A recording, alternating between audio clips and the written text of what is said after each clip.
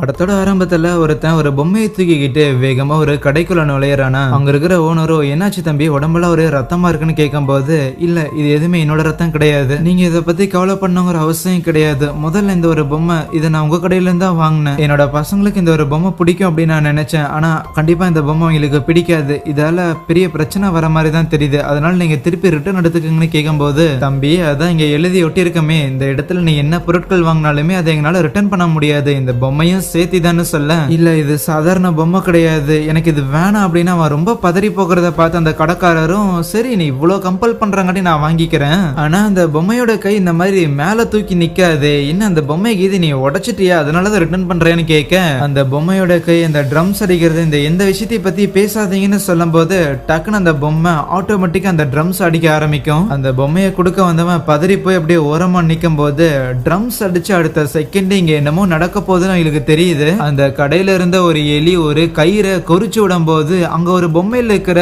அம்பு டைரக்டா வந்து அந்த கடைக்காரனோட நெஞ்சிலேயே தொலைக்குது. திருப்பி அந்த அம்பு ரிட்டர்ன் ஆகும் போல அப்படியே அந்த கடைக்காரனோட குடலை மட்டும் தனியா உருவி எடுக்க, அந்த பொம்மையை கொடுக்க வந்தவனும் இவ்வளவு நேரம் பயந்து போயிருந்திருப்பான், ஆனா இனிமேல இந்த பொம்மையை விட்டு வைக்க கூடாதுன்னு சொல்லி அந்த கடையில இருக்கிற ஒரு ஃபிளேம் த்ரோயர் மாதிரியான ஒரு ஃபயர் கன் எடுத்துட்டு வந்து அதே இடத்துல அந்த பொம்மையை வந்து எரிச்சு விடுறான். அது கம்ப்ளீட்டா அந்த இடத்துல மெல்ட் ஆகுற மாதிரி தான் தெரியுது. சில மாதங்கள் கழிச்சு ரெண்டு பசங்களை காட்டுறாங்க. அதுல கண்ணாடி போட்டிருந்திருக்கான்ல அவன் தான் நம்ம ஹீரோ, கூட இருக்கிறவன் அவனோட அண்ணன் தான். ஆனா நம்ம ஹீரோக்கு அவன் அண்ணனை கொஞ்சம் பிடிக்காது, ஏன்னா என்னதான் ரெண்டு பேரும் ட்வின்ஸா இருந்தாலும் தான் அண்ணன் அப்படிங்கிற அந்த ஒரு திமிர்ல அவன் கொஞ்சம் ஓவராவே நம்ம ஹீரோவை வேற மாதிரி ட்ரீட் பண்ணிக்கிட்டு இருப்பான். அவங்க அப்பா இறந்து போனதுக்கு அப்புறம் இவங்க அம்மா இன்னொரு பணக்கார பைப்புல கூட ரொமான்ஸ் பண்ணிக்கிட்டு இருக்க, அப்ப நம்ம ஹீரோ அவங்க அம்மா கிட்ட கேட்பான், அப்பாக்கு என்னதான் ஆச்சு, அப்பா எங்க போனாரு, திரும்பி வருவாரா அப்படின்னு. அவங்க அம்மாவோ அன்னைக்கு நைட்டு ஏதோ சிகரெட் வாங்குறேன் அப்படின்னு சொல்லி தான் வெளியே போனாரு, அன்னைக்கு போனவர் தான் திருப்பி வரவே இல்லை, என்னாச்சுன்னே தெரியல, வேணும்னா அவங்க அப்பாவோட பழைய பொருட்கள்லாம் ரூம்ல தான் கிடக்கும், அதுல உங்களுக்கு ஏதாவது தேவைப்பட்டுச்சுன்னா எடுத்துக்கங்கன்னு சொல்லி இருந்திருப்பாங்களா. அதுக்கப்புறம் இவனுக்கு ரெண்டு பேரும் எங்க அப்பா ரூம்ல இருக்கிற பொருட்கள்லாம் எடுத்து பார்த்துட்டு இருக்கும் போது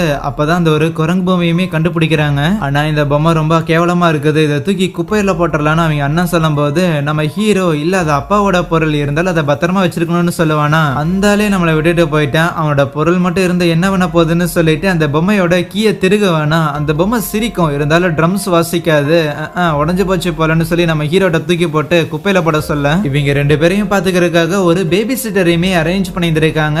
அவங்களும் டே வாங்கடா நம்ம கடைக்கு போகலாம் அப்படின்னு சொல்லி கார்ல ஏற போக, அப்போ பேக் சீட்ல அந்த ஒரு குரங்கு பொம்மை இருக்கும், இருந்தாலும் அதை பெருசா கண்டுக்கல, இவன் வந்து எடுத்து வச்சிருப்பான் போல அப்படின்னு சொல்லி உட்காந்துட்டு சமைக்கும் போது நெருப்பெல்லாம் வச்சு ஒரு மாதிரி விதையெல்லாம் காட்டுவாங்கல்ல, அந்த மாதிரியான ஒரு ஹோட்டலுக்கு தான் போயிருந்திருக்காங்களா, அதை ரசிச்சு பாத்துக்கிட்டு இருக்கேன். அதுவே வெளியில காருக்குள்ள உட்காந்துட்டு இருந்த அந்த ஒரு பொம்மை அப்படியே டிரைவர் சீட்டுக்கு வந்துட்டு தான் கையில வச்சிருக்க ட்ரம்ஸ் அடிக்க ஆரம்பிக்குது. ஆனா அப்ப நம்ம ஹீரோக்கு ஒரு விதமான உணர்வு, இங்க ஏதோ தப்பா இருக்கிற மாதிரி தோணுதுங்கும் போது தப்புன்னு ஏதோ கட் பண்ண மாதிரியான ஒரு சத்தம் கேக்குதா, பார்த்தா அந்த பேபி சிட்டரோட தலை அப்படியே துண்டா கீழே விழுகுது. அதுக்கப்புறம் அடுத்த நாள் அந்த பேபி சிட்டர் இறந்து போனதுக்கான ஃபியூனரலுமே நடந்துகிட்டு இருக்கும். எல்லாரும் அவங்களோட இரங்கலை தெரிவிச்சுக்கிட்டு இருக்க, நம்ம ஹீரோவும் அவனோட அண்ணனும் பயங்கர சோகமா இருப்பாங்க. இதை கவனிச்சவங்க அம்மா, நீங்க சோகமா இருக்கணுங்கிற எந்த ஒரு அவசியமே கிடையாது, எப்படியா இருந்தாலும் இந்த உலகத்துல பிறந்த எல்லாருமே இறந்துதான் போவாங்க, ஒரு நாள் நானும் இறந்து போவேன், ஒரு நாள் நீங்க ரெண்டு பேரும் இறந்து போவீங்கன்னு சொல்லிட்டு நம்ம வாழ்ற இந்த ஒரு நொடி தான் முக்கியம் அப்படின்னு மூணு பேரும் வீட்டுல பாட்டு போட்டு ஜாலியா டான்ஸ் ஆடிக்கிட்டு இருப்பாங்க. அடுத்த நாள் நம்ம ஹீரோ ஸ்கூலுக்கு போகும்போது அங்க இருக்கிற சில ரவுடி பொண்ணுங்க எல்லாம் பாத்ரூம்ல வச்சு நம்ம ஹீரோவை பயங்கரமா கலாய்ச்சி தள்ளுறது மட்டும் இல்லாம ஒரு படி மேல போய் அவனோட பேண்ட்டை உருவி அப்படியே வீட்டுக்கு அமுச்சு விடுறாங்க. தினைக்கும் இதான் நடக்கும் போல அவங்க வீட்டுல அதை பத்தி பேசிக்காம ரூமுக்கு வரும்போது ரூம்ல அந்த குரங்கு பொம்மை இருக்குமா, இது எப்படி என் ரூமுக்கு வந்துச்சுன்னு அவங்க அம்மா கிட்ட கேட்க, நீங்க அதை எடுத்ததுல இருந்தே உன் ரூம்ல தான்டா இருக்குதுன்னு சொல்லுவாங்க. ஓ அப்படியே அப்படின்னு அவனும் பெருசா எடுத்துக்க மாட்டான். அதுக்கப்புறம் ஒரு சின்ன தூக்கத்தை போடலான்னு போகும்போதுதான் மேபி இந்த பொம்மைக்குள்ள ஏதாவது இருக்குமோன்னு சொல்லி அதுகிட்ட போய் உட்காந்துக்கிட்டு அந்த பேபி சிட்டர் இறந்து போனதுக்கு நீ காரணமா என்னன்னு கேட்டுக்கிட்டு இருக்க, அப்பன்னு பார்த்து பின்னாடி அவங்க அண்ணா வருவானா, வந்துட்டு நம்ம ஹீரோ கிட்ட அசிங்கமா பேசிக்கிட்டு இருப்பான். போய் அந்த குரங்கு கிட்ட நான் உன்னை கல்யாணம் பண்ணிக்கிறேன், அதுக்கப்புறம் எல்லாமே பண்றேன்னு நீ சொல்லுன்னு சொல்லும் போது தினமும் இப்படியே தான் நடக்கும் போல. சோ அந்த பொம்மையை வாங்கிட்டு தூக்கி போட்டுற போறான் சனியன்னு சொல்லி நம்ம ஹீரோவும் அவன் சொன்ன வார்த்தைகள் எல்லாம் அப்படியே அந்த குரங்கோட காது கிட்ட சொல்லிட்டு இருக்கிறானா. அதுக்கப்புறம் அடுத்த நாள் நம்ம ஹீரோ ஸ்கூலுக்கு போயிருந்திருப்பானா, அப்ப அவன் பேக்ல எதர்ச்சியா பார்த்தா அந்த ஒரு பொம்மை இருக்கும், நான் ஒன்னும் எடுத்து வைக்கலையே அவன் நினைச்சுக்கிட்டு இருக்கேன். மத்த பசங்களாம் அவன் பேக்ல அந்த குரங்கு பொம்மை இருக்கிறத பார்த்துட்டு, இங்க பாருங்க டீச்சர் ஒரு குரங்கு பொம்மை கொண்டாந்துருக்கு அப்படின்னு சொல்லி கலாய்ச்சிட்டு இருப்பாங்க.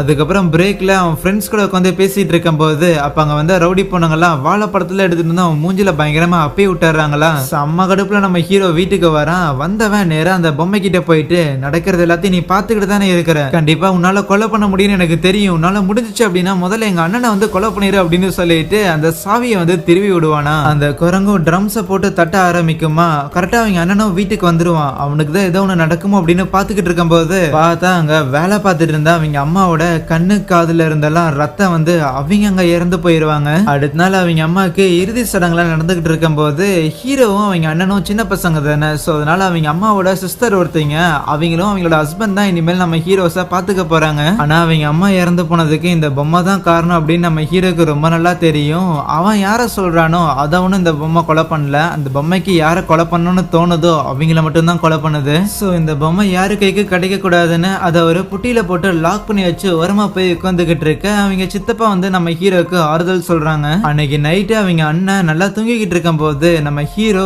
தூங்காம அந்த பொம்மையை எடுத்துட்டு வந்து பேஸ்மெண்ட்ல ஒரு கறி வெட்டுற மாதிரியான கத்திய வச்சு அந்த பொம்மையோட கையை வெட்டி எடுக்க அதுக்குள்ள இருந்து ஏதோ மனுஷ கையை வெட்டின மாதிரி ரத்தம்லாம் வர ஆரம்பிக்குது. அதோட ஆபத்தை புரிஞ்ச நம்ம ஹீரோ அப்படியே கத்திய வச்சு கண்டம் துண்டமா அந்த பொம்மையை வெட்டி எடுக்கிறான். அதுக்கப்புறம் ஒரு கவர்ல போட்டு குப்பை தொட்டில வீச அடுத்த நாள் காலையில பசங்க 2 பேரையும் கூப்பிட்டுட்டு ஒரு ஃபார்ம் ஹவுஸ் மாதிரியான இடத்துக்கு போறாரா. அந்த வீட்டுல இருக்கிறதுக்கு அவங்களுக்கு சுத்தமா பிடிக்கல போல, பயங்கரமா போர் அடிக்குது. அப்ப கிச்சன்ல அவங்க அண்ணன் ஏதோ சமைச்சிட்டு இருக்கும் போது ஜன்னல் பக்கம் ஏதோ சத்தம் கேக்குதா.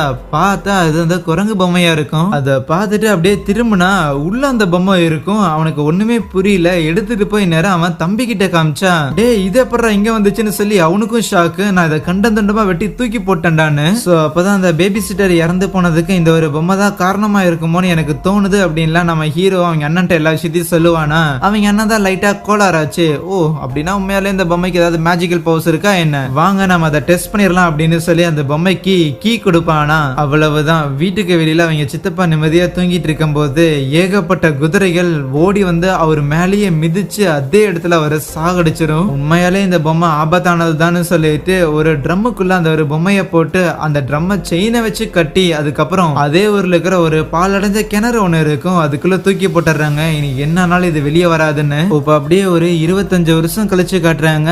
நம்ம ஹீரோஸோட சித்தி இருக்கிறாங்கல்ல, அவங்க ஒரு நாள் நைட்டு தூங்கிக்கிட்டு இருக்கும் போது அப்ப அங்க ஏதோ பாட்டு கேட்கிற மாதிரியான ஒரு சத்தம் கேட்குமா. இன்னும் யாராவது திருடங்க இது உள்ள வந்துட்டானா அப்படின்னு சொல்லி இவங்களும் வராங்க.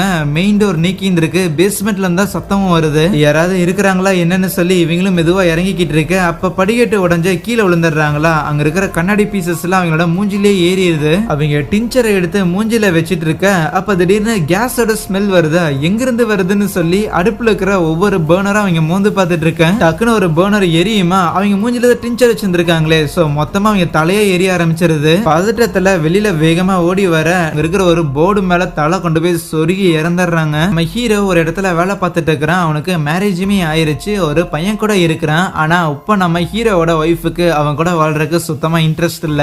வேற ஒரு ஆளை பார்த்தாச்சு. அந்த ஒரு நபர் நம்ம ஹீரோவோட குழந்தைய தத்தெடுத்துக்கிட்டான் அப்படின்னா நான் கூடிய சீக்கிரம் அவங்க கூட போயிருவேன் அப்படிங்கிற ரேஞ்சுக்கு பேசிக்கிட்டு இருப்பாங்களா. ரொம்ப நாளா இந்த பிரச்சனை போகுது போல. சோ நம்ம ஹீரோ இதையுமே பெருசா கண்டுக்க மாட்டான். இன்னொரு பக்கம் ஒரு நீல முடி வச்ச பயப்புள்ள வெளிநாட்டுல இந்த மாதிரி பழைய பொருட்கள் எல்லாத்தையுமே வந்து பாதி விலைக்கு வித்துக்கிட்டு இருப்பாங்களா. சோ அந்த மாதிரியான இடத்துல அந்த குரங்கு பொம்மையை பார்த்துட்டு நல்லா இருக்கேன்னு சொல்லி வீட்டுக்கு எடுத்துட்டு போறான். இங்க ஹீரோவோட பையன் ஹீரோ கிட்ட, ஏன்பா உங்களுக்கு வந்து இந்த அண்ணன் தங்கச்சி இந்த மாதிரிலாம் யாரும் கிடையாதான்னு கேட்கும் போது, எனக்கு யாருமே கிடையாது, நான் மட்டும்தான் ஒரே பையன் அப்படின்னு சொல்லி நம்ம ஹீரோ அவங்க அண்ணன் இருக்கிறதையே மறைச்சிடறான். தூங்கிட்டு இருக்கும் போது டக்குன்னு நம்ம ஹீரோக்கு ஒரு கனவு. அந்த பொம்மையை தூக்கி போட்ட மாதிரியே அவன் ஏதோ ஒரு கிணத்துக்குள்ள போய் விழுகிற மாதிரியும் ஒரு டேபிள்ல அவன் இருக்கிற மாதிரியும் அந்த ஒரு பொம்மை கத்தி எடுத்து அவனை போட்டு தள்ளுற மாதிரி எல்லாம் இருக்கு. அச்சு பூச்சி எந்திரிக்கிறானா. அப்ப அவனுக்கு ஒரு அன்னோன் நம்பர்ல இருந்து போன் கால் வருது.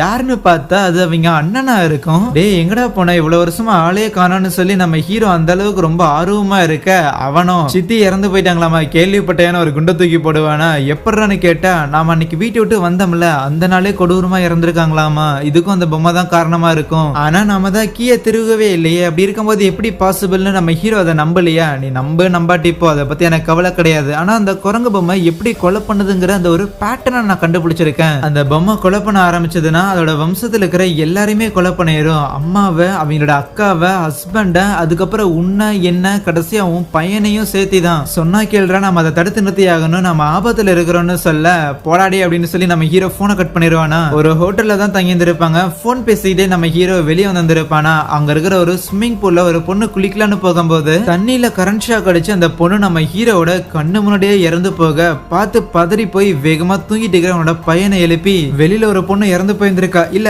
அது தேவையில்லை, இப்போதைக்கு நீ கிளம்பு, வா நம்ம போகணும் அப்படின்னு சொல்லி வேகமா அவனை கார்ல ஏத்திக்கிட்டு இன்னொரு ஹோட்டல் போகும்போது, நாளைக்கு காலையில விடிஞ்சோன்னே உங்க அம்மாவோட வீட்டுல கொண்டு போய் விடுறேன், நீ அந்த இடத்துல பத்திரமா இருன்னு சொல்லும் போது இவனும் ஏன்னு கேட்பானா, இல்ல என்னோட சித்தி ஒருத்தங்க இறந்து போயிட்டாங்க, சோ அதனால என்னென்ன போய் விசாரிச்சுட்டு வரணுங்கும் போது எங்க அம்மா கூட எல்லாம் இருக்க விருப்பம் இல்ல, அதனால நான் உங்க கூடயே வரேன்னு சொல்லும் போது சரின்னு சொல்லிட்டு நம்ம ஹீரோவும் பையனும் அன்னைக்கு நைட் அங்க ஒரு ஹோட்டல்ல தங்குறாங்களா. அடுத்த நாள் காலையில விடிஞ்ச உடனேயுமே அவங்களோட சித்தியோட வீட்டுக்கு போறாங்க. அங்க போய் பார்த்தா ஒரு ரியல் எஸ்டேட் லேடி அந்த வீட்டை விக்கிறதுக்காக வந்து ஆளுங்க பிடிச்சிக்கிட்டு இருப்பாங்க போல. சோ நம்ம ஹீரோ அங்க வந்தோடனே நம்ம ஹீரோவை பத்தி தெரிஞ்சிருக்குது, சும்மா அப்படியே பேசிக்கிட்டு இருக்க உங்க அண்ணனும் அண்ட வந்து பேசியிருக்கான் அப்படிலாம் சொல்லுவாங்களா. இதை கேட்டு நம்ம ஹீரோவோட பையனுக்கு ஷாக்கு, என்ன யாருமே இல்லைன்னு சொன்னீங்க, இப்ப என்னன்னா அண்ணன் இருக்கிறான்ல தெரிய வருதுன்னு கோவம் வருது. இருந்தாலும் எதுவும் பெருசா கண்டுக்கல, வாங்கலாம் இந்த ஒரு வீட்டை உங்களுக்கு நான் சுத்தி காட்டுறேன் அப்படின்னு சொல்லி கூட்டிட்டு போவாங்களா. ஆனா அப்பதான் கொஞ்ச நாளுக்கு முன்னாடி தானே அவங்க சித்தி இறந்து போயிருந்திருப்பாங்க. அவங்க இறந்து போன நாள்ல இருந்து எங்க வீட்டு பக்கத்துல இருக்கிற ஏகப்பட்ட பேர் வித்தியாசமான முறையில எல்லாம் வந்து இறந்து போயிருந்திருப்பாங்களா. ஆனா அதையெல்லாம் வந்து நீங்க பெருசா கண்டுக்கணுங்கிற அவசியம் கிடையாது,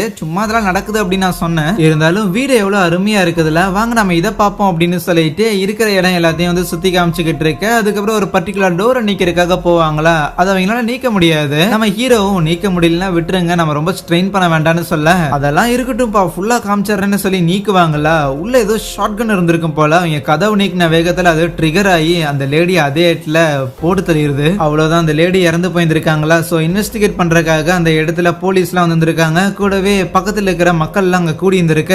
என்ன நடந்ததுங்கிற விஷயம் எல்லாத்தையும் நம்ம ஹீரோ போலீஸ் கிட்ட ரிப்போர்ட் பண்ணிக்கிட்டு இருக்கும் போது வெளியில இருந்த மக்கள் கூட்டத்துல அந்த பரட்டு தலையை ஒருத்த பொம்மையை வாங்கிட்டு போயிருந்திருப்பான்ல, அவனு நின்னுகிட்டு இருக்கிறான். உள்ள நம்ம ஹீரோ அந்த வீட்டுக்குள்ள கீது பொம்மை இருக்கான்னு தேடிக்கிட்டு இருக்க. அப்ப அங்க இருக்கிற லேண்ட்லைனுக்கு ஒரு கால் வருமா, யாருன்னு எடுத்தா நம்ம ஹீரோட அண்ணனா தான் இருக்கும். நான் இங்க இருக்கிறேன்னு உனக்கு எப்பறம் தெரியும்னு அவன் ஷாக்காக, அதெல்லாம் எனக்கு தெரியும், சரி நீ அங்க என்ன பண்ணிக்கிட்டு இருக்கிறன்னு கேட்கும் போது, ஒன்னும் இல்ல இங்க ஆக்சுவலி இந்த வீடை விக்கிறதுக்காக ஒரு லேடி ஒருத்தங்க இருந்தாங்க, அந்த லேடியும் இங்க இறந்து போயிருந்திருக்காங்கன்னு சொல்ல அவங்க அண்ணனுக்குமே ஓகே பிரச்சனை கையை மீறி போகுதுன்னு புரியுது. சரி இங்க பக்கத்துல இருக்கிற ஒரு ஹோட்டல்ல போய் நீ தங்கிரு, அதுக்கப்புறம் நீ என்ன பண்ணணுங்கிற விஷயத்த நான் சொல்றேன்னு சொல்லிட்டு போனை கட் பண்ண போக, ஏய் நீ எங்கடா இருக்கிற, நீ எங்க தங்கி இருந்திருக்க அப்படின்னு சொல்லி நம்ம ஹீரோ ஏகப்பட்ட கேள்வி எல்லாம் கேட்பான். ஆனா எதுக்குமே பதில் சொல்லாம முதலே போனை கட் பண்ண உடனே நம்ம ஹீரோ அங்க இருக்கிற ஒரு டெலிபோன் டைரக்டரை எடுத்து செக் பண்ணி பார்த்து அதுல அவங்க அண்ணனோட நம்பரை கண்டுபிடிச்சு அவனுக்கு திருப்பி கால் பண்ணும்போது அவன் ஒரு மாதிரி வித்தியாசமா பேச ஆரம்பிக்கிறானா. அப்பதான் நம்ம ஹீரோக்கு ஸ்ட்ரைக் ஆகுது, ஒருவேளை இவ்வளவு நேரம் நடந்த இந்த எல்லா கொலைகளுக்குமே இவன் தான் காரணமா இருப்பானோ என்னமோன்னு. இப்ப அப்படியே இந்த அண்ணங்காரனோட பெர்ஸ்பெக்டிவ்ல இருந்து ஒரு பிளாஷ்பேக்கை காட்டுறாங்க. ரெண்டு பேரும் ஒன்னா சேர்ந்து ஒரு டப்பால போட்டுட்டு அந்த கிணத்துக்குள்ள தூக்கி வீசியிருந்திருப்பாங்கல்ல. ஆனா அதுக்கப்புறம் அந்த பொம்மை அங்கதான் இருக்கா என்னன்னு செக் பண்றதுக்காக இந்த அண்ணங்காரன் மட்டும் தனியா உள்ள இறங்கி இருந்திருப்பானா. பார்த்தா அங்க வெறும் அந்த கீ மட்டும் தான் இருந்திருக்கும், அந்த பொம்மையை வந்து காணோம். அந்த கீயை மட்டும் அவன் எடுத்து வச்சிருந்திருப்பான். அதுக்கப்புறம் இந்த 25 வருஷமா அந்த பொம்மை எங்க போச்சு அப்படின்னு சொல்லி அவன் தேடாத இடமே இருந்திருக்காது. அவன் போற எல்லா இடத்துலயுமே அந்த பொம்மையை அவன் பாக்குற மாதிரி தான் இருந்திருக்கும். கடைசியா அந்த பரட்டத்தலையிட்ட இருக்கிற அந்த ஒரு பொம்மையை பார்த்து அதை அவன் வாங்குறது மட்டும் இல்லாம இவன்ட்ட தான் அந்த கீ இருந்திருக்கும். சோ அதை பயன்படுத்தி அந்த சித்தியை கொலை பண்ணது, ஸ்விம்மிங் பூல்ல இருந்த பொண்ணை கொலை பண்ணது, ஈவன் அந்த வீடு விற்க வந்த அந்த லேடியை கொலை பண்ணதும் நம்ம அண்ணக்காரன் தான். இன்னொரு பக்கம் அந்த பரட்டத்தலையன் இருக்கிறான்ல, அவனுக்கு அந்த குரங்கு பொம்மையை பத்தி சில விஷயங்கள்லாம் தெரிய வந்ததுக்கு அப்புறம் அது திருப்பி வேணும்னு சொல்லி அந்த அண்ணக்காரனுக்கு கால் பண்ணி கேக்குறானா, கொடுக்க முடியாதுடா அப்படின்னு இவனும் திமுறா பேச உடனே வீட்டுக்கு வந்து அந்த பரட்டத்தலையனுமே ஒரு கன்னை எடுத்துட்டு கிளம்புறான். இங்க நம்ம ஹீரோவும் அவனோட பையனை கூப்பிட்டுட்டு அங்க பக்கத்துல இருக்கிற வேற ஒரு ஹோட்டலுக்கு போய்கிட்டு இருப்பானா. அப்ப தொடர்ந்து அவனோட பையன் கேள்வி மேல கேள்வியே கேட்டுக்கிட்டே இருப்பான். அதுக்கு நம்ம ஹீரோ, இங்க பாரு இது எதுக்குமே நீ பதில் தெரிஞ்சுக்கணுங்கிற அவசியம் கிடையாது, இந்த பிரச்சனைக்குள்ள நீ நுழையணுங்கிற எந்த ஒரு தேவையுமே இல்ல, நாளைக்கு காலையில அவனோட அம்மாவோட வீட்டுல கொண்டு போய் நான் விட்டுறேன் சரியானு சொல்ல, நீங்க கொண்டு போய் விட்டுருவீங்க, அவங்க வேற ஒருத்தங்க கல்யாணம் பண்ணிடுவாங்க, இனிமேல் நான் அவர் அப்பானு கூப்பிடணும், நீங்க திருப்பி வந்து என்ன பார்க்கவே மாட்டீங்க, நான் கூட உங்களை என்னமோ நினைச்சேன் அப்படின்னு அவன் சொல்லிட்டு ஒரு மாதிரி கோச்சுக்குவானா. அதுக்கப்புறம் ரெண்டு பேரும் ஹோட்டல் வந்துருவாங்க.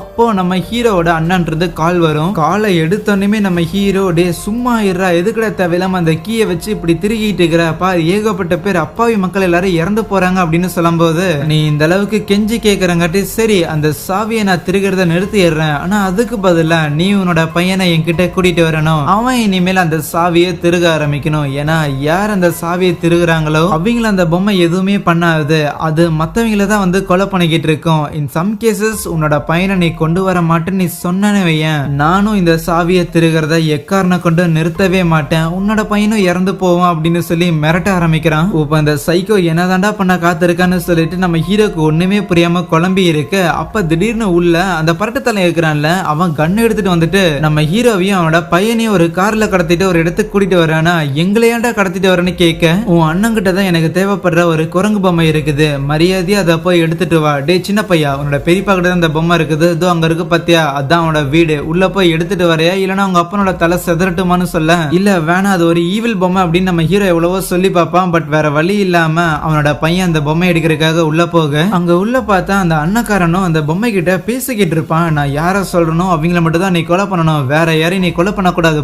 புரிஞ்சுதான்னு பேசிக்கிட்டு இருக்க இத பின்னாடி இருந்து ஒரு மாதிரி இவன் பாப்பானா இவன் பாக்குறத அந்த அண்ணக்காரனமே கவனிச்சாரான் அப்படியே டக்குன்னு பொம்மை கிட்ட எடுத்துட்டு வந்துட்டு இல்லப்பா சும்மா நம்ம பரம்பரை சார்ந்த ஒரு சொத்து இது இந்த நம்ம பரம்பரையில் இருக்கிற எல்லாருமே இந்த பொம்மையோட சாவி வந்து திருகி இருக்காங்க நீயும் திருகு உனக்கும் நல்லது நடக்கும் அப்படின்னு சொல்லும் போது அவனும் அதை திருகி விட அந்த பொம்மை அதோட ட்ரம்ஸ் அடிக்க ஆரம்பிக்குது வெளியில கார்ல அந்த பரட்டத்திலையும் கண்ணை வச்சு உட்காந்துக்கிட்டு இருப்பான்ல அப்ப தெரியாம அந்த கன்னோட ட்ரிகர் பிரஸ் ஆகி வெளியில இருக்கிற ஒரு தேன் கூட்ட ஷூட் பண்ணிருமா அவ்வளவுதான் அங்க இருக்கிற தேனீக்கள் எல்லாமே நேரா வந்து அந்த பரட்டத்தலையனோட வாய் மூலமா போந்து காது வழியா வெளியே வந்துட்டு இருக்கோம் இப்ப எதுக்கு நம்ம ஹீரோவோட பையன்ட்ட கொடுத்த அந்த சாவியை அவன் திருவ சொன்னான்னு பார்த்தா நம்ம ஹீரோ அந்த சாவியை திருவினாங்காட்டி தானே அவங்க அம்மா இறந்து போயிருந்திருக்காங்க இந்த விஷயம் அவனுக்கு ஏற்கனவே தெரியும் சோ தன்னோட அம்மாவை கொலை பண்ண தன்னோட தம்பியை கொலை பண்ணணும்னு சொல்லிதான் அவன் இவ்வளவு வருஷமா அந்த பொம்மையை தேடி கண்டுபிடிச்சு அந்த சாவியை திருவிட்டே இருந்திருக்கான் ஆனா நம்ம ஹீரோக்கு ஏன் எதுவுமே ஆக மாட்டேங்குதுன்னு சொல்லி குழம்பி போனவன் தான் மேபி நம்ம ஹீரோ திருவினாங்காட்டி தானே அவங்க அம்மா இறந்து போனாங்க அதனால ஹீரோவோட பையன் திருகிறங்காட்டி ஹீரோ இறந்து போவானோ அப்படின்னு சொல்லி தான் திருக வச்சிருக்கான் பட் அவனும் இறந்து போகல அந்த பரட்டத்துல தான் இறந்து போயிருக்கான் உடனே அந்த சின்ன பையன் கையில இருக்கிற அந்த ஒரு பொம்மையை புடுங்கிட்டு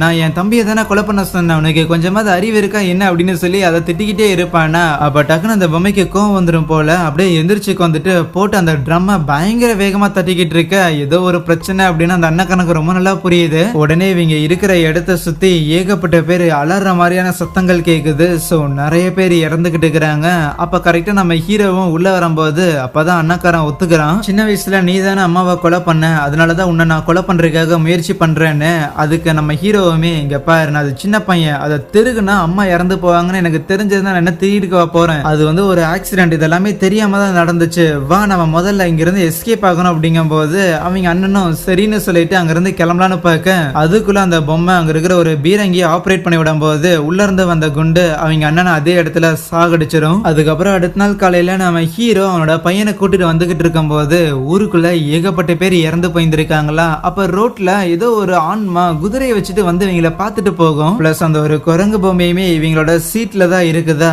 அப்போ வெளியில பார்த்தா ஒரு ஸ்கூல் பஸ் போயிட்டு இருக்கு அதுல இருக்கிற பசங்க எல்லாருமே வெளியில தலையை நீட்டிட்டு ஹே ஹேன்னு கத்திக்கிட்டு இருப்பாங்களா டக்குன்னு ஒரு ட்ரக் கிராஸ் ஆக தலை நீட்டின எல்லா பசங்களும் அதே இடத்துல காலி சோ இன்னும் அந்த குரங்கு பொம்மையோட வேட்டை முடியல இனிமேல் தான் தொடர ஆரம்பிக்க போகுது ஆனா படம் இதோட முடியுது கண்டிப்பா இந்த படம் உங்களுக்கு ரொம்ப பிடிச்சிருக்குன்னு நினைக்கிறேன் இதே மாதிரியான திகிலான ஹாரர் கதைகளை கேட்கறதுக்காக மறக்காம நம்ம வாய்ஸ் ஆஃப் டெத் தமிழ் சேனலை சப்ஸ்கிரைப் பண்ணி வச்சுக்கோங்க கூடவே வீடியோ பிடிச்சிருந்துச்சு அப்படிங்கிற பட்சத்துல மறக்காம ஒரு லைக் கொடுத்து கூட ஒரு கமெண்ட்டையும் போட்டு உங்க ஃப்ரெண்ட்ஸ் அண்ட் ஃபேமிலிக்கு இந்த வீடியோவையும் ஷேர் பண்ணி விடுங்க